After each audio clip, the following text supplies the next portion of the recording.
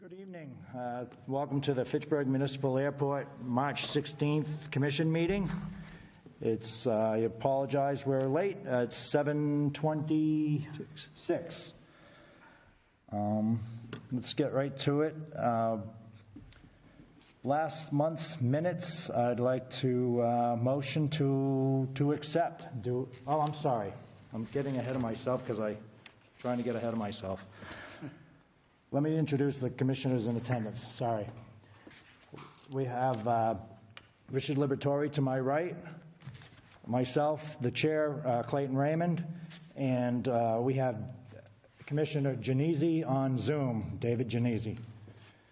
We also, to my right, is Peter Kettle, airport manager, and Vincent Pusateri on my far right, city solicitor, and members in the audience. Looks like tenants of the airport, I'll call it for now. Thank you for coming, everyone. I appreciate it. Okay, let's get to it.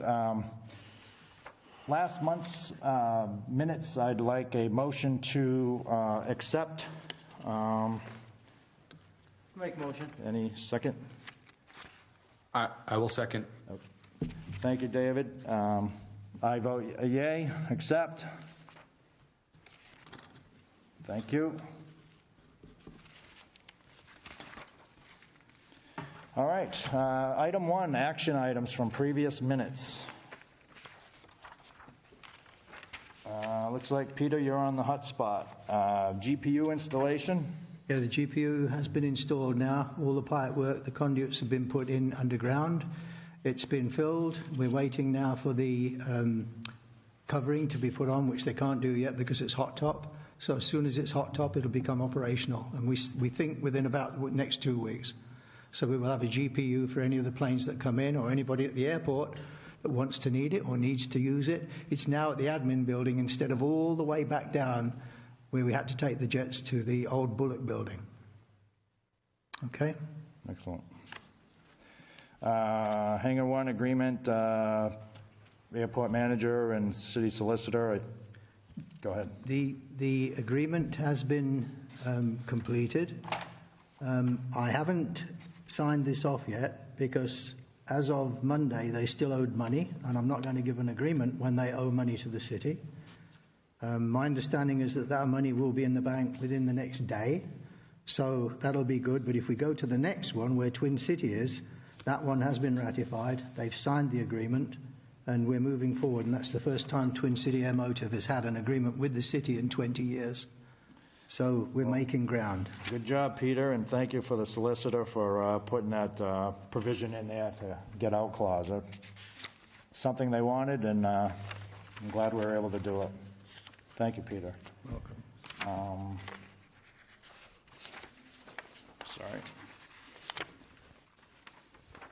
Miss the next one, and then go to RFP 7 to 9. All right. RFP 7 to 9 hangar agreement. Peter Kettle. Yeah, this has been completed by the attorney, and basically tonight, when we move over to the current agenda, I'd like to get approval from the Commission to move ahead and issue the RFP with that agreement. Okay. Okay? Yep. That'll be covered tonight.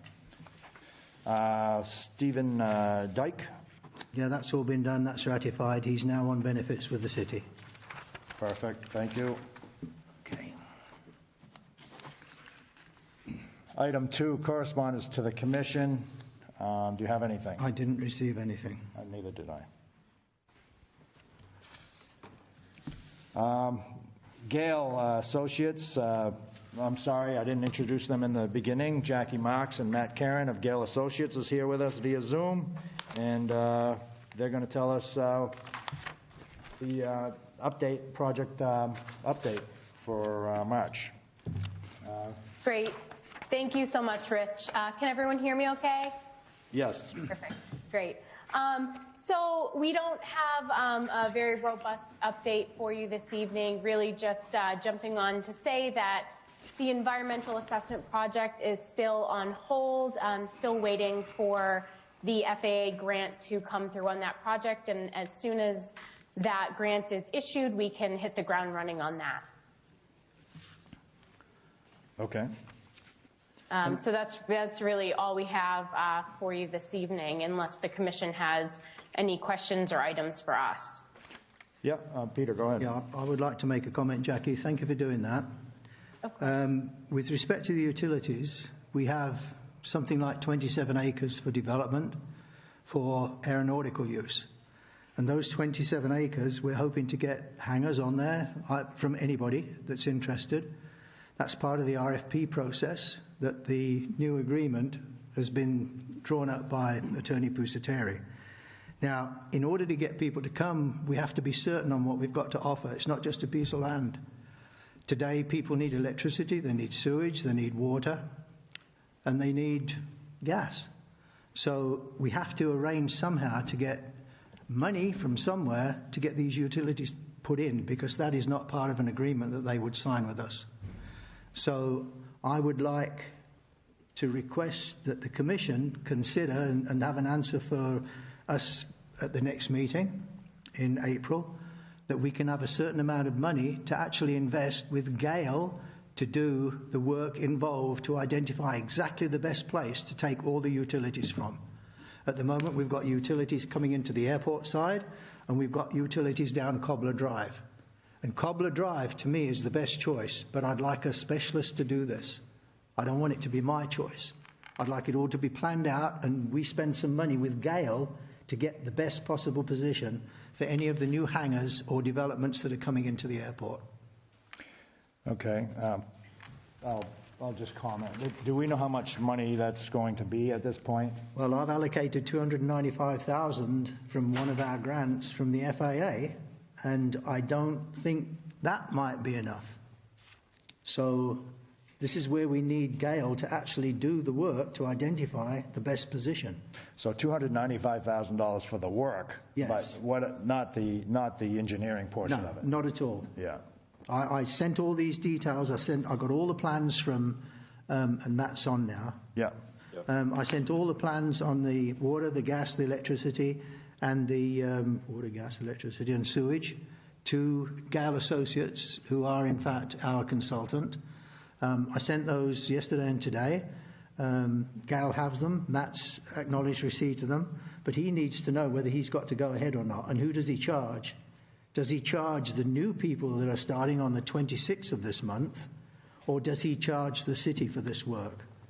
I believe it should be to the city, because I can't really accept that one new customer coming onto the airport to where those utilities need to be, that's going to source everybody, should be paid by one person. So when you say for the city, it's to the Fitchburg Airport Commission? For the airport, yes. Okay. Matt, do you want to comment? Yeah, sure. I don't mind jumping in here. So, yeah, Peter did send over those documents, and I appreciate him sending those over. That's really good information. I've started some, initial analysis working with Nick Ippolito from my office as well. There are certain things like water that's running to the current administration building, and the piping for that was specifically designed to, for add-ons. So I think what we're looking for, Gale Associates, that is just to sit down, Mr. Chairman, with you or other members of the commission and the airport manager, and discuss what the scope of work is, specifically what you're looking for, talk about the location of some of the proposed buildings that are, going to be constructed on airport property, and then come up with like a preliminary site plan for how best to get the various utilities to future development.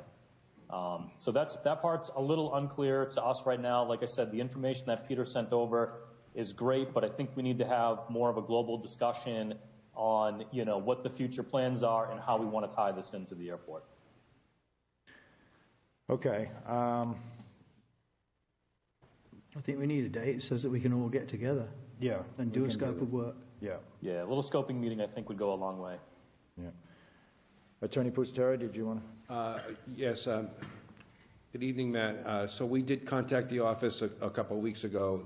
Our building department wanted to present the plan to the planning board for a site plan review, if you will. So, I'm thinking about now, listening to Peter talking about this project.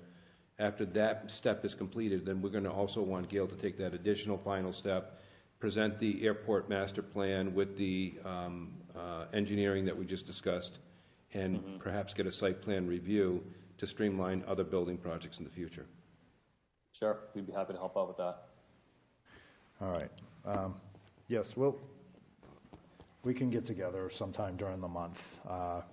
Richie, do you have time, or David, do you want to try to do that, or I can do that? It doesn't matter to me. Yeah, you're talking the end of this month? Well, within the next 3 weeks, I'd say you'd have to meet with Peter. Okay, we can talk offline, Richie. Just have a couple of things that are immovable for me, but just depends on what day we'd settle on. Should I make a proposal on dates? Yeah, go ahead. I'll do that, all right? Yeah. I'll send out communication. Yeah. Send it to all Right. of us. Yeah. Well, we can only have 2 of you, that's all. We can't have 3 because that's a quorum, so Yeah, just the 2. yeah. Okay? I'm thinking that just less is better. Right.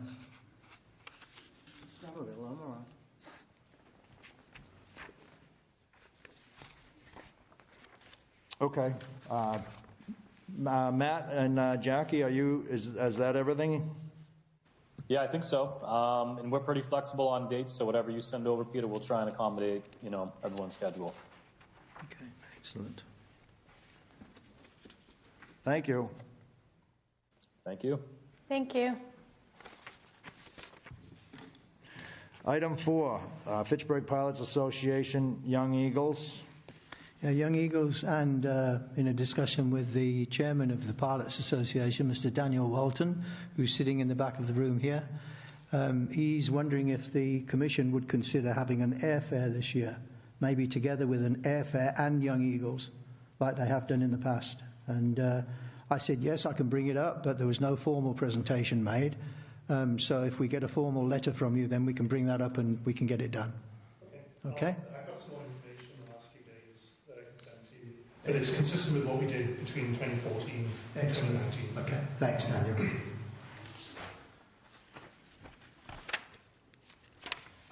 Thank you.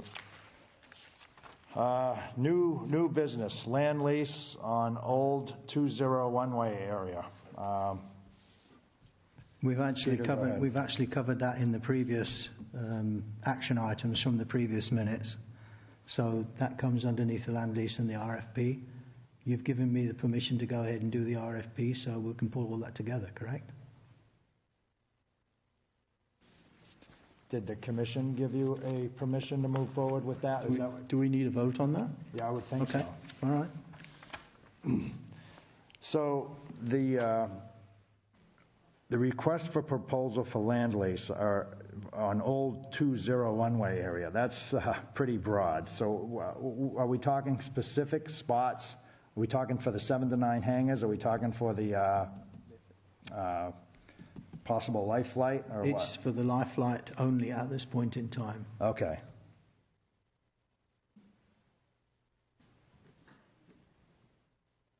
So we're going to send an RFP out for a land lease for them to possibly build a hangar? Well, my Is this just for the living quarters at this time? because it's 20 plus acres, I thought it would be a good idea, like Attorney Pusateri has said in the past. We've got a large area here. Let's take slices off after discussions and recommendations from Gail on the best place to put this hangar. Yeah. And then get permission. But how can you send out an RFP for one company? You can't. And there's no other life flight other than life Send out flight. an RFP to make sure there's only one company. You send out an RFP to see what's out there. You send out an RFP, or you could even just, if you really wanted to, just try to get best business practices, just try to get a couple of competing bids. So, if there's one entity here that's interested in coming, well, if others knew that we were interested in this type of use, then maybe they would have an opportunity to say, oh, I'll pay 2 times X. So it's just a general RFP at this time.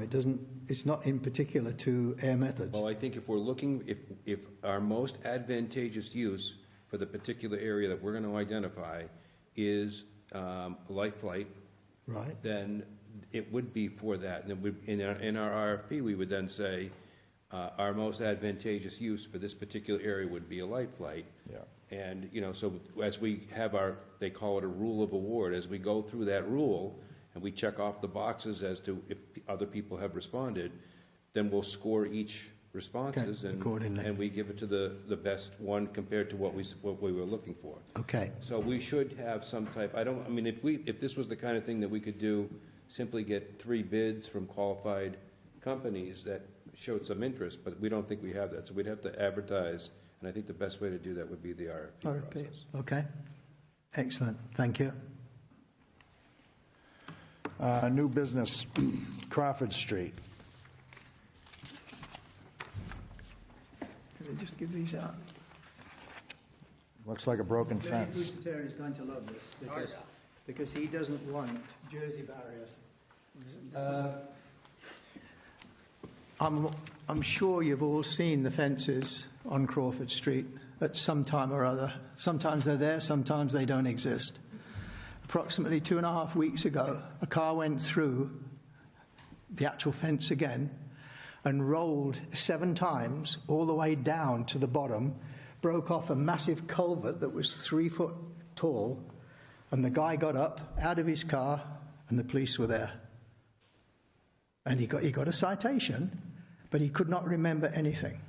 Now, if we had these rumble strips put in, that maybe would have made him alert enough to swerve and get out of the way. There was no snow on the ground, there was nothing there. So I honestly believe somebody's going to die in the future unless we do something about it. And I'm not pointing at young kids, but all these young kids driving around with their cell phones, doing texts and everything else, they take their eyes off the road, they go through that fence, and we have somebody killed. And then the city's going to be in real trouble. We've got to do something about it. Well, where's our rumble strips that we kept getting promised over a year ago? My understanding is that Nick Erickson has 3 quotes in now. Yeah. He's picking out the best one.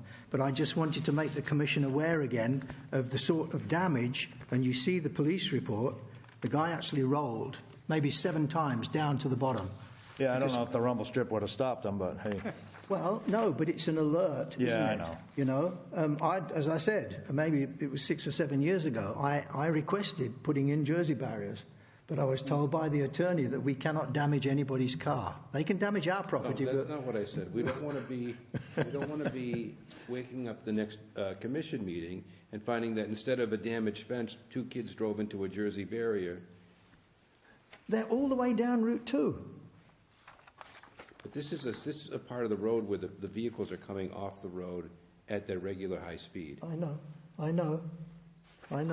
Things have changed. I know. It seems to be a bad idea. I know, but I think I'll tie in with Commissioner Erickson tomorrow, and ask him where he is with the results on those 3 companies that could do it. Okay. I mean, even if we could get the fence hit only once a year, it would be an improvement.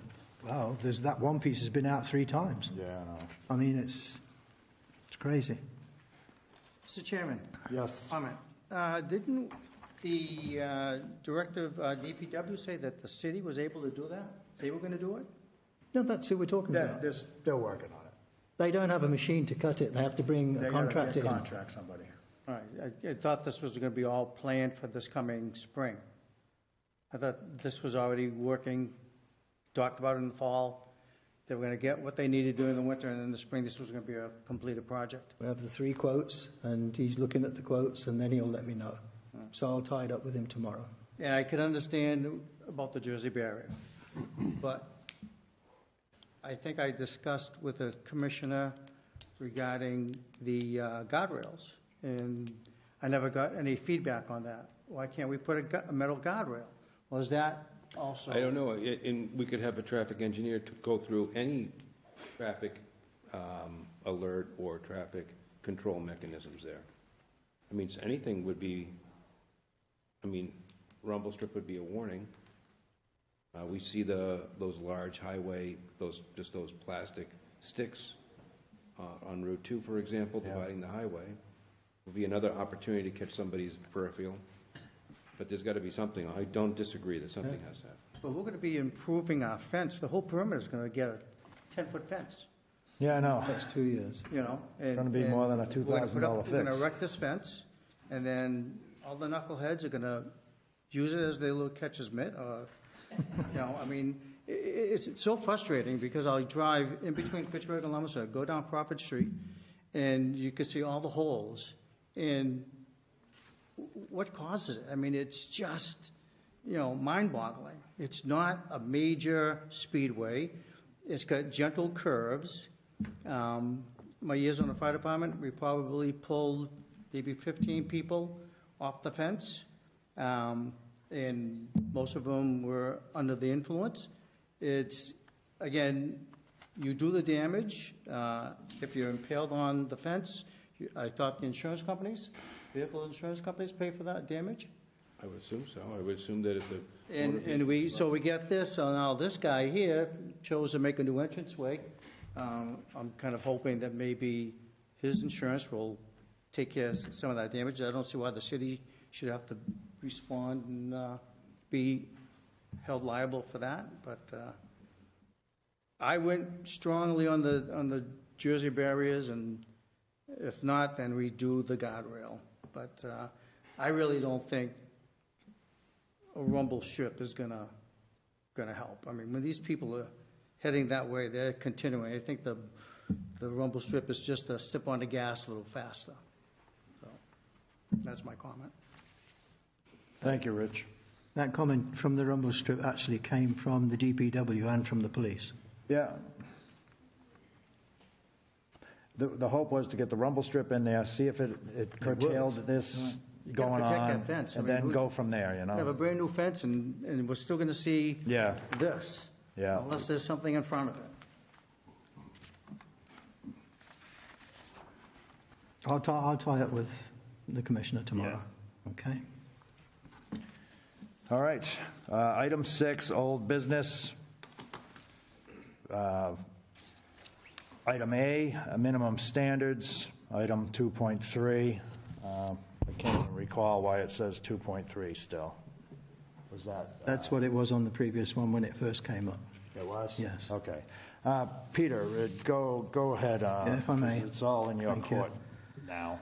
Okay, the airport was requested by the Commission and also the Mayor of the City of Fitchburg to upgrade and review the minimum standards, bearing in mind the type of business that we're now getting into the airport. There's 32 corporate jets flying in there now, and there were minimum standards in the previous years, and the last one that I went back to was 1973. So I took the 1973 minimum standards and upgraded them to what I thought to be the best way that the airport could move forward as a business unit as well, not just to upgrade the minimum standards. So we're getting jets in, hangars need to be larger, etc., etc., etc. So this was presented as a draft to the Commission in December. In January, the chairman enabled comments from the FPA and FACT. In February, FPA, FACT provided their draft version of the minimum standards. A meeting in the Mayor's office yesterday, 4 points were needed to be presented to the Commissioners and to be voted on in order to take this forward. But I'd just like to make one little comment. 1973 today, things have changed a lot. In 1973, 100-octane fuel was 17 cents a gallon. Today it's $6.56 a gallon. In 1973, a Cessna 172 fully equipped was $12,500. Today, that fully equipped Cessna is $432,000. In 1973, the average wage was $7,580 a year. Today, the average wage in North America is $54,130 a year. In 1973, liability insurance cover was $1 million. And I would propose to the Commission and to the Mayor and the Attorney that this should be upgraded to $2 million. Now, if we look at that and we know exactly what's happened over these years, guys, we're all after the same thing, and that's to see the airport prosper. I'm sure we're all on the same page there. And as such, as I'm a hangar owner, and I'm also an airplane owner, I am one of you guys. And to ensure there's no conflict on what's stated tonight, I have to recuse myself from what goes ahead. So, Mr. Commissioner, Chair, I'd like to recuse myself, please. Okay. Okay? So from you to me. All right. I accept, I don't think there's a formal.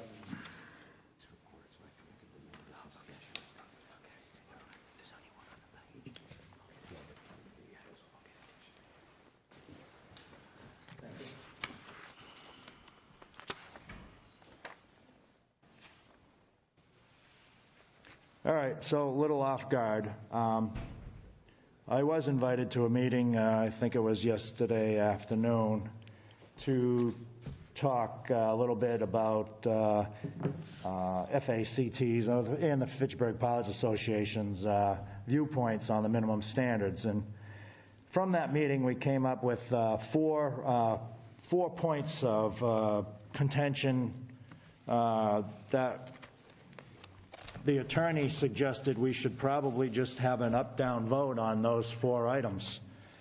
I'm not going to ask for an up-down vote from the commission tonight until they had a chance to discuss at least these four points.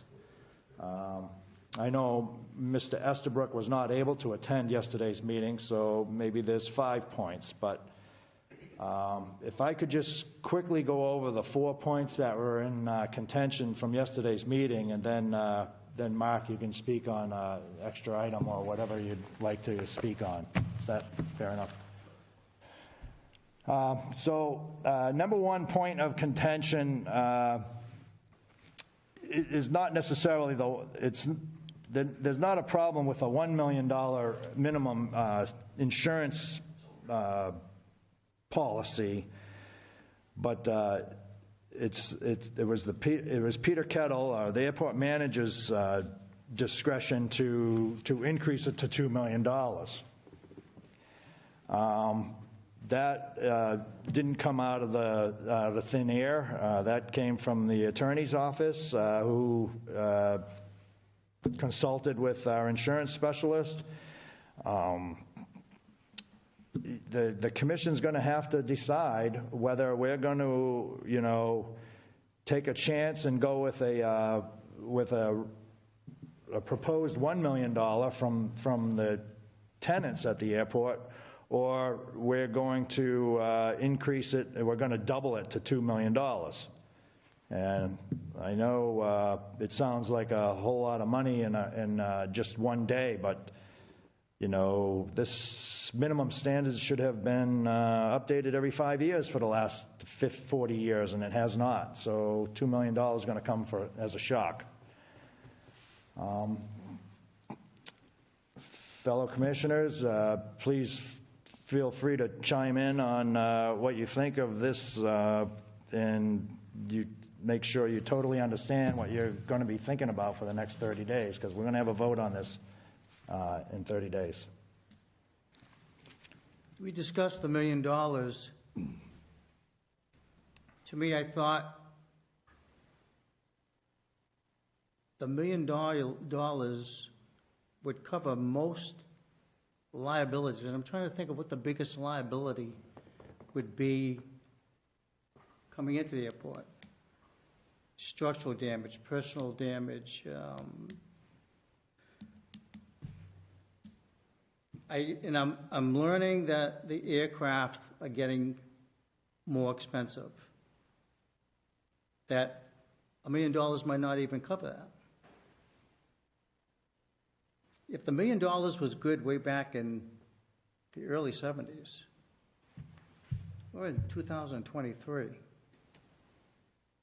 Just looking at the way prices have gone in liability and insurance business too.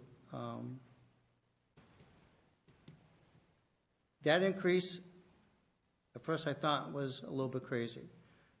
Now I'm thinking that span of years, that might be the right direction to go on that.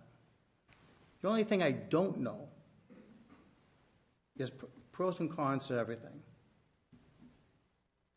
I understand the monies, the payoffs on the insurance.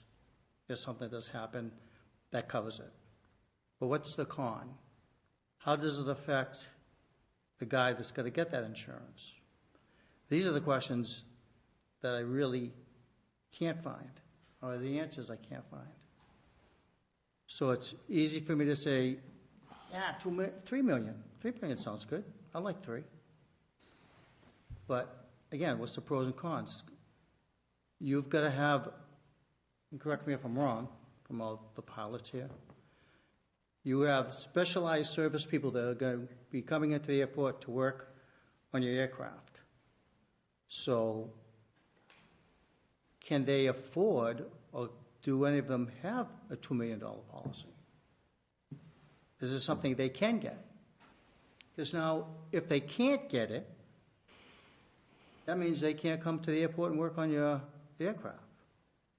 That bothers me. Because, you know, I need a mechanic to work on my car to keep it going.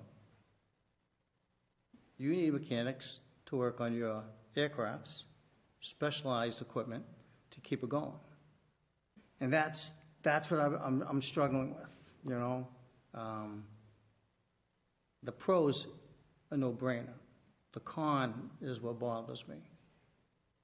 And no one's come up to give me a clear answer on that. So I'm only reasoning things out. So I want to leave it to Mark. When you come up, I want you to explain to me on who has that, who doesn't have that. Are we picking out a number that is totally unheard of, that these people can't do, you know? Because if I vote for the 2 million, and it hurts you guys, then we've just created a huge issue. And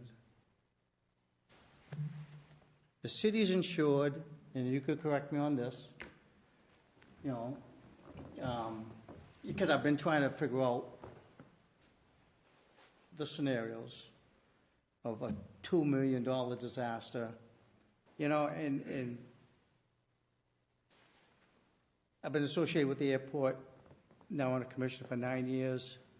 I grew up in this town, went to the airport all the time. I went to 5 crashes on the airport. I'm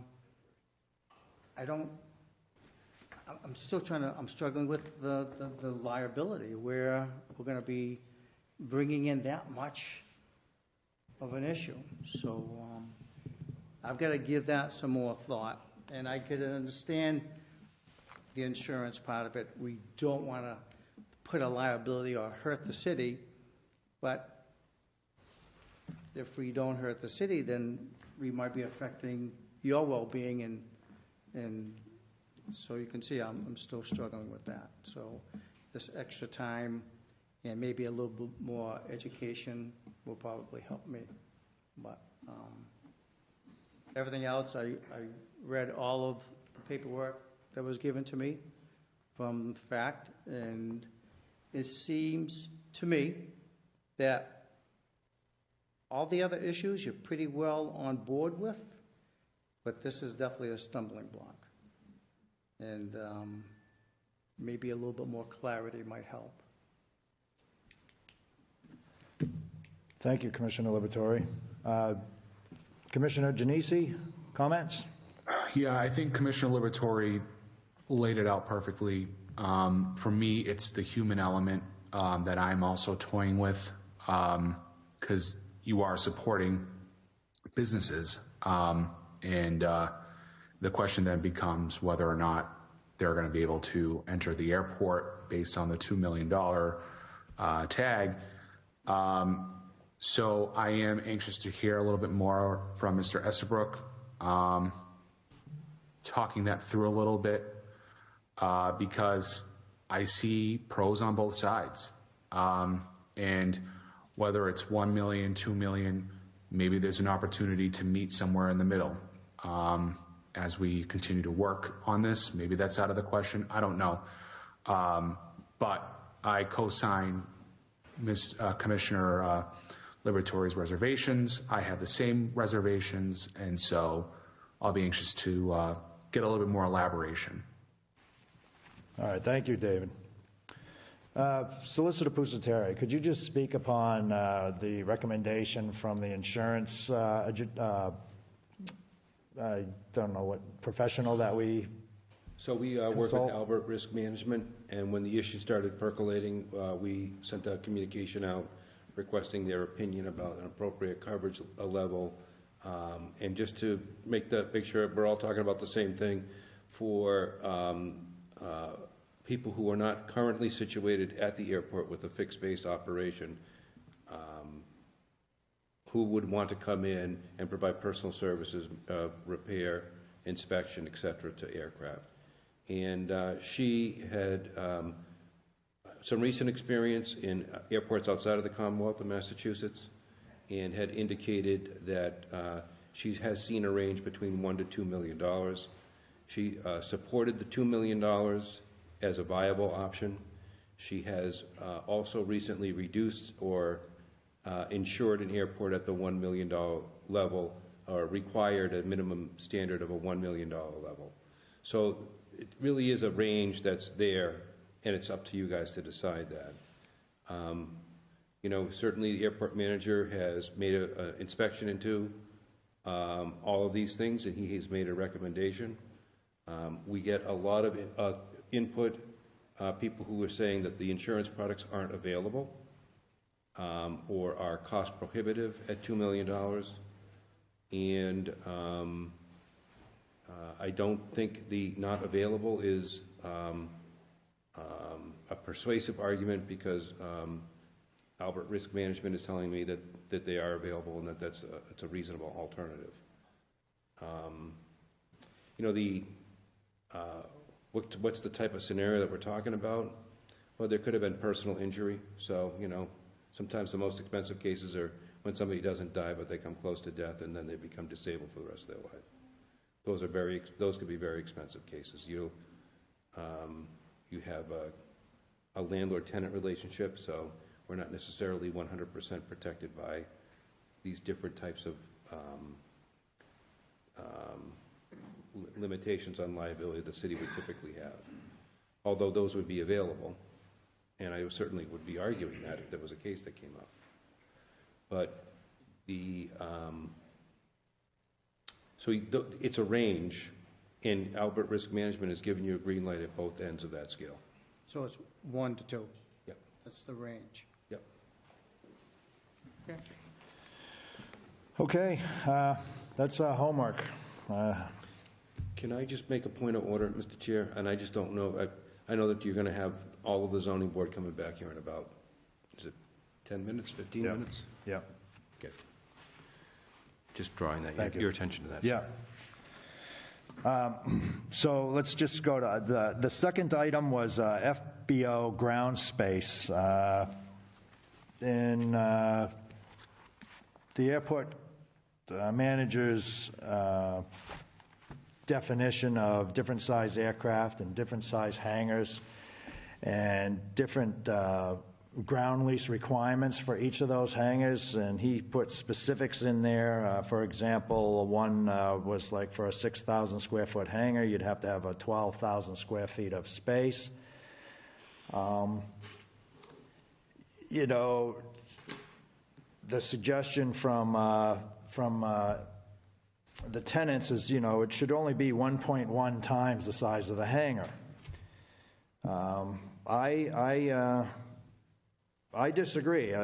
You know, if you were to have a 15-foot perimeter around the three sides of your hangar, assuming that the front side is the ramp, you know, you're going to be more at a 1.3 or a 1.4 times the size of the hangar. So there's provisions in Peter's recommendation to have place for parking, have place for, you know, fire truck access, have place for walkways. I don't think the 12,000 square feet of land space for a 6,000-foot hangar is that all unreasonable. But I'm ready to hear a comment on that. But that was one of the items as well. And I didn't quite understand it at yesterday's meeting, but I took a look at it this afternoon, and you do the math, it comes up quick. Yes, Daniel. Yeah, who you are and what town you reside in. Hi, I'm Daniel Walton. I'm the president of Fitchburg Pilots Association. I'm from Holden. That's okay. He's from Holden? The issue around the 12,000 square feet was more in the lines of, do we want to put a requirement for any square footage there and leave that to within the terms of the lease that the business is negotiating with the city, as opposed to saying, you know, a flight school should have a minimum of 12,000, or a repair shop should have a minimum of some amount, or sales, to just take that out and say, you know, it should be negotiated by the, you know, between the tenant and the landlord in, you know, as far as coming up with a lease. Yeah. Saying just take all of those square footage requirements out. I think where it gets complicated is, you know, all things being equal, if you got two people that are building a hangar next to each other, and one's 50 by 40 and the other one's 40 by 40, they're going to be, well, I guess you would think, depending on how the lease gets, you know, hashed out, the price of what they lease for land is going to be, you know, different. The square foot rates may be the same. I'm sure that's how you probably price the commercial activity at the airport. Yeah. The FAA has a requirement, or requirement might be too strong a word, but what they require is that there's no discrimination. Yeah. So what you're doing is you're favoring people at the airport now who may not meet whatever the square footage requirements are in the minimum standards. So if you have someone like Tim Hess, or you have the upholstery guy, and I apologize, I don't know the name of the gentleman or his business, or even FCA, if you put a requirement in that anyone is coming into the airport to perform a similar role as them, you have now disadvantaged the new person, you've discriminated against them. Yeah. So, yeah, okay. Thank you. Chair, Commissioner Genesi. Yes, we do have an attendee that wants to speak, William Taylor. So I'm going to allow him to speak if you're okay with that. Yeah, are all commissioners done? Yeah, okay. How does David know that and I don't? FATV gave me the Okay, to admit, so. no problem. Mr. Taylor, you're on. Thank you, Commissioner Genesi. Yeah, that's maybe a limitation in the system, Mr. Chairman, that you are unable to see when online participants are wishing to speak. So I appreciate Commissioner Genesi stepping in. I'll keep my remarks brief. It was two remarks. One is at the meeting that the Commission held to discuss these matters, was there any discussion or consideration given to the proposal that I had made at the last Commission meeting with regards to an owner-assisted annual? So that's my first question, and then I had one follow-up. Yeah, the owner-assisted annuals was not in the minimum standards in any way, shape, or form. Understood, but my request was that if the new minimum standards are being, I asked the Commission to consider allowing, as a specialized service provider, parties to come on the field that would be performing that type of work. Yeah, I mean, I'm thinking we're just, if the person wants to come on the airfield and he meets the minimum standard requirements, then he just moves on in your private hangar. But okay, so you're saying that as you would read it, it would be permitted, subject to whatever other requirements the Commission may be discussing, for example, the insurance and so forth. Yeah, I mean, I'm trying to allow the people to do what they want to in their hangar, but, you know, not burn the hangar down next to them. Understood. Okay, well, thank you for that answer. And then my second, I guess it's more of a comment than a question, but I just wanted to highlight for the commission, if I understood the remarks of Attorney Pusateri, he expressed some concern that the landlord and tenant relationship may affect the statutory protections that the city enjoys under Massachusetts law that would limit its liability to $100,000.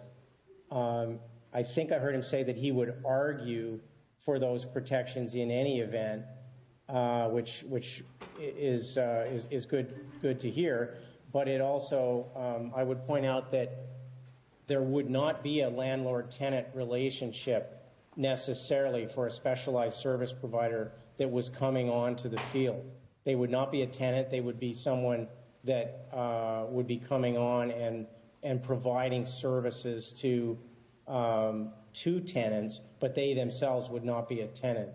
So I just would ask that the commission please carefully consider that you not be requiring excessive insurance requirements for risks that are not material in the sense that the city is afforded significant protections under the statute laws of Massachusetts. And, as I think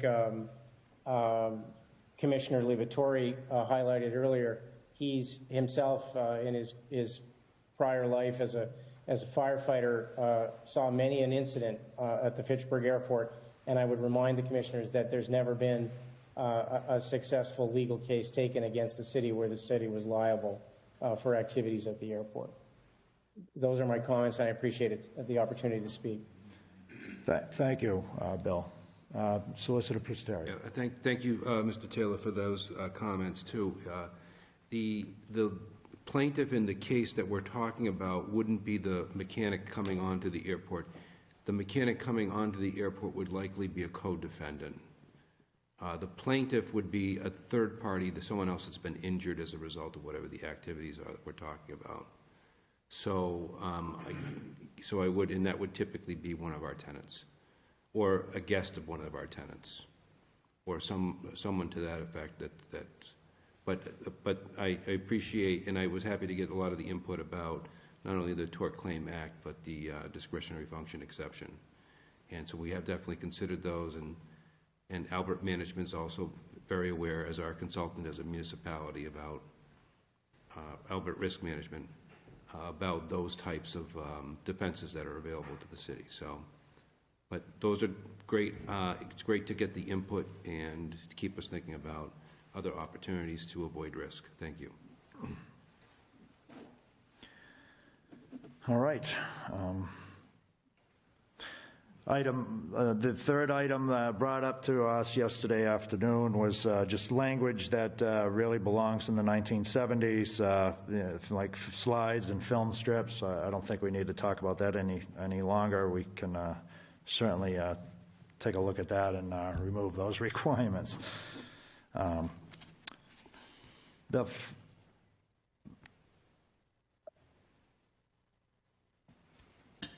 Okay, so the fourth item I have was if we were to accept the 12,000 square foot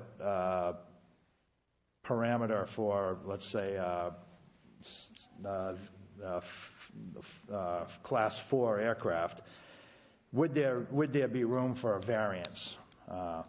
In other words, if you that would probably work for the both of us if we had a piece of property that wasn't exactly 110 feet by 110 feet, so we could put our perfect little hangar in there. Is there room? And it comes up to 11,999 square feet. Could we still, put a hangar there? And the way it's written now is it's no, because the minimum standard is 12,000. So, yeah, that would be a provision that could be certainly inserted. Go ahead, Solicitor. May I add to that, Mr. Chair? The other idea on, if we say that we want to have a standard, but we want to deviate from that standard or maybe provide a variance, what would be the objective, articulable basis from when we do and when we don't, as opposed to, oh, we know this particular guy, he's been a great tenant in the past, or he's got a good reference, and therefore we're going to give when we provide variances at the Architectural Access Board, there's a standard that they follow to give that variance. If you get a variance in the zoning context, there's a standard that we follow. We would want to be able to get any input regarding what if we were to articulate what that standard is, what would be a good reason to deviate from the standard? And then the second thought was, and I'm not sure, I could be corrected if I'm wrong, from folks that were at the meeting, I don't know if we were limited just to that particular issue or if we were just general variances from the minimum standards to allow the commission to allow for a variance on any particular occasion, whatever the issue might be. Yeah, I didn't, my note isn't super clear. It just asked for a variance, and I know we were talking about the square foot I think it requirement. came up in the square footage context. Yes. Yeah. Yeah. So I'm going to just remind everybody I brought these 4 points up so that the commission can, think about these, because we are going to vote on them next month. And after that, we're going to put it in place, and we're going to have a minimum standards that hopefully we can all agree upon. If Mr. Estabrook, if you'd like to speak on those 3 or 4 items or any other item that we missed yesterday afternoon, but I'm asking if you could just keep it brief. Mark Estabrook, Acton, Massachusetts. Thank you for the time. And thank you for the work that you've been doing on the minimum standards and reviewing it. I'm sorry I wasn't able to attend the meeting yesterday, but it sounds like you made some good progress. Let me try to address the insurance question quickly. But the insurance, it's a complicated topic, so I want to speak to it tonight as quickly as I can, but then I would request, could we have a few days, we'll put together a paper, if you will, or brief on our perspectives with more detail that you can take a look at. So, for example, there's more than one kind of insurance. And we've been referring to this $1 million. If you go back to the 74 standards, it's actually several levels of insurance in there that were already part of that standard. The $1 million was the top of that, of the list there. And so it does get a little bit more complicated. So the consequence of, the negative side of not having the insurance to address that question, I think there's a couple ways to look at this. There's businesses on the field and there's businesses off the field. The businesses off the field we called an independent operator. So today, and for many decades, we've had independent operators, single persons who come on board and come over to the airport and help somebody with their annual. They help make a repair on a wing, whatever it happens to be. A lot of those are somewhat specialized, or there's long-term relationships. These people are sometimes semi-retired, and they help keep our fleet of general aviation aircraft moving. If we put any insurance requirement on those folks, a good chunk of them will disappear. That's just the reality. So then we'll be left with other businesses who may be operating on other airfields but are specialists in certain areas, and them coming on board, but they're businesses and they can afford some level of insurance. In terms of what they can find, I've done research. Dave Babineau, one of our members and officers of the FPA, has done some research and talked with insurance companies, and we get mixed answers. So the answers I got were what we see in the Massachusetts area, and this is from a specific insurance agency that is a major provider in this area that is fairly well known. But I don't have their permission to give their name, so I don't want to put it out there. What their response was that we typically see $1 million coverage for what we're calling independent operators. And beyond that, we won't write for them. Regardless of whether they can afford it or not, we won't write for them. But if we were writing for them, it would likely be unaffordable. So that's kind of where they come from. So the $1 million is certainly not atypical. For people on the field, I think there's a different question there. They are leaseholders, if not all the time, at least typically, and they need to compete fairly on the field. It needs to be business on a non-discriminatory basis. So whatever insurance level you decide, I think you have to apply that uniformly to the existing businesses. And I don't think it's fair to just grandfather everyone, and it violates your current minimum standards. So my request would be that you look at these policies with an eye towards what are we going to implement for everyone uniformly on the field. So with regards to the hangars, I have to admit I'm a bit confused. The 12,000 square feet is a fixed number, but there's many different kinds of businesses. If I'm an upholsterer and I do one plane at a time, or I'm a painter, I do one plane at a time, I do not need 12,000 square feet of hangar space. Where that hangar is built, placed, or positioned depends on what kind of access you need. 100% agreed that you need to get fire trucks in there, you need to have ramp access, you need to have parking if you're providing that kind of a service. I think we're 100% agreed with you on that. It's just, we believe that may change depending on which business you're talking about, and that you should have the freedom to tailor that to the business that's asking to operate on the field. So if you take the FCA, the flight school today, they're not in a hangar, they're in a building. They don't have a ramp. They don't have parking spaces that are their own, but they share the parking spaces that are common. We don't see a problem with the FCA, and I would presume you all don't see a problem with the FCA. So why would we write a policy that precludes another FCA from coming on the field without a variance of some kind? I just don't understand it. Now, if you're talking about a Cessna dealership coming in, makes perfect sense. Everything that's in there makes perfect sense to us. You want to have a large facility, you need all that access parking, et cetera, et cetera. So we tried to build in our draft of the minimum standards that flexibility that would allow you, whenever the lease was created, to put those standards in place, because we do agree they are necessary. Okay. So going back to the insurance, so my request would be, could we come back to you with a formal position paper, if you like, on what we're seeing? Yeah, I'm okay with that. Send it to Peter. Okay. He will distribute it. No, you can't send it to Peter. I can't. Oh, because he's recused himself. I can send it to you. Send it to me. All right. I have your email address, so. Good. All right.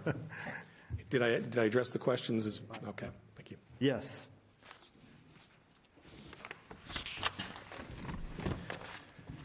Thank just you. on that last point on the submittal of an insurance paper, if there is insurance advice that you're receiving and someone wants to contact me at the department, in the law department, and tell me what that advice is, I can receive that. Okay. As opposed to trying to get it all down on paper. I mean, I could take a look at it, and if we feel that it needs to be submitted formally, we can talk about it. Thank you. I'm sorry, I forgot your name. Noah. Okay. You're going to be really quick. I'm going to be really quick. That's I just what I wanted thought. to, I haven't talked to Mark about this, just wanted to add two things. Insurance, so I've been an active flight instructor. I've helped people purchase airplanes, maintain airplanes. I've helped sell airplanes for commercial flight schools and that sort of thing. And in that whole process, one of the big things that comes up, and in any business, friends starting aviation businesses, it keeps being insurance. It's like, well, I would do this, but I can't get the insurance. So it's people have done their research. I can tell you it's for real. $1 million kind of is industry standard. You can ask for $2 million, and the brokers are like, sure, I'll sell you a bigger policy if I can. Oh, sorry, I can't. No one will offer it. Or here it is. It's $14,000 or whatever. And you're like, aviation's not a money-making business to begin with. So that's the thing about insurance that I just wanted to add from kind of personal industry experience. And then on the hangar space also, or the land space, also add to that aviation has a lot of different kinds of businesses that look a lot of different ways, like the flight school, like anything. So in addition to applying the standard to the current tenants and being able to, rather than having to make the current tenants build a hangar with the space and whatever so they conform to the minimum standards because everyone's supposed to be brought to that, I think it'd be better to write the standards to reflect the variation that we do see so that the people who are already there, who we think are doing a good job, fall into the rules as they will be updated. So that's that. And innovation's always good, so, and rules stifle that. So, yeah. Thank you, Noah. Appreciate it. All right, I'm going to move off of minimum standards, but the process moving forward is going to be trying to tidy up those 4 items and put something together and have something final that the commission. One of the things discussed yesterday was a route that we can quickly just have a hand and work some of these things out together. Is that something you're okay with? I am not opposed to that, but I still want to keep this in the next 30 days. Absolutely. All right. I will lend myself to that task, unless someone else wants to do it. I'll be there. Thank you. All right. We are done with minimum standards. Would you like us to get Peter? Peter, please, yeah.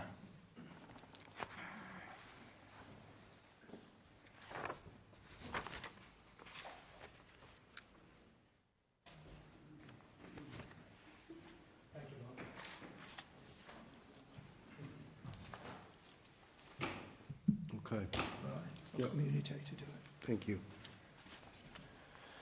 Hey, Peter, we just finished. We're still on old business. Item B, FAA and MassDOT wings and wheels. I think you all got the email from me today.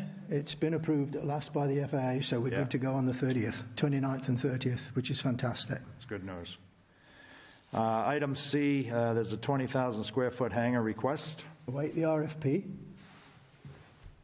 Okay, Yeah. so I'll get that done with Mary.